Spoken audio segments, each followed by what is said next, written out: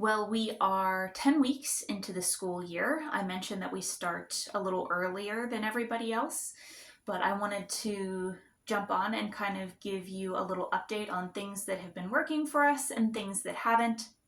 You'll remember that in my showing the books and supplies video that I did here not too long ago, that I had bought planners for my kids, and I was planning on every school day just writing down what they needed to do, and I fell off the bandwagon with that pretty quickly. So what happens is, my kids kind of come to expect, okay, every day I have to do spelling, every day I have to do math, every day except for Friday I have to do English. So it kind of just became this redundant thing that I was doing. And so I gave them the planners to play with in their rooms, and we kind of stopped doing that. And my kids just kind of have gotten into a rhythm, and they know what is expected from them every day now. So we're not doing the daily or weekly planners anymore. They are doing well in reading. Right now, my fifth grader is reading Charlie and the Chocolate Factory from our library, and my seventh grader is reading Where the Red Fern Grows from our library also.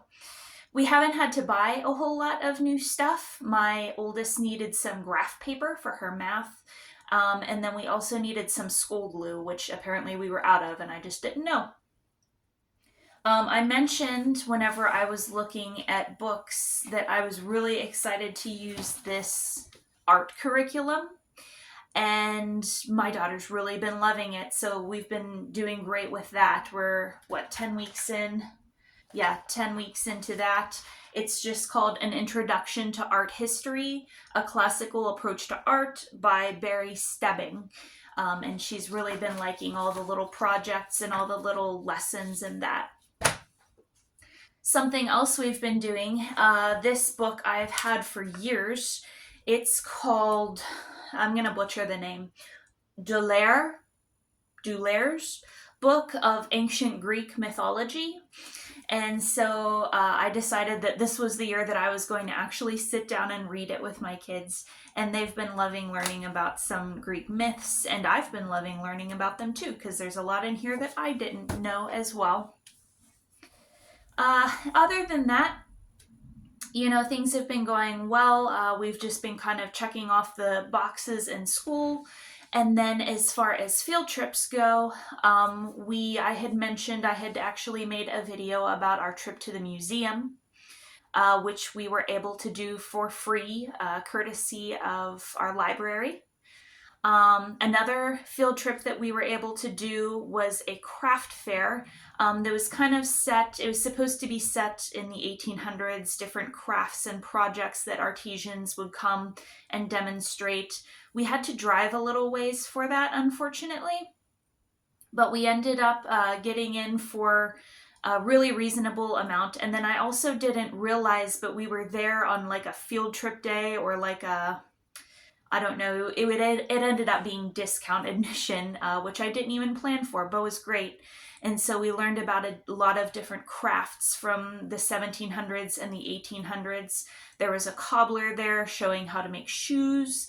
There were ladies there doing bobbin lace and different sewing and different cooking and knitting, and just different booths that would just tell about local history and things like that. It was very interesting. And then also, the city that's closest to us is fortunate enough to have a silent film society. And silent film is something that I have loved for years. I probably started getting into silent films in my late teens, actually.